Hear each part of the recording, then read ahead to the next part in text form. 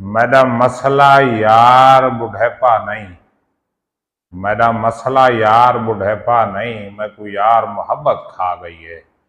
बिस्मिल्लाहिर्रहमानिर्रहीम। सजनों अस्सलाम वालेकुम। मैं प्रोफेसर खिजर अब्बास ते तुसा मेरा शेरो शायरी वाला चैनल के पोएट्री रह दे पाए हो।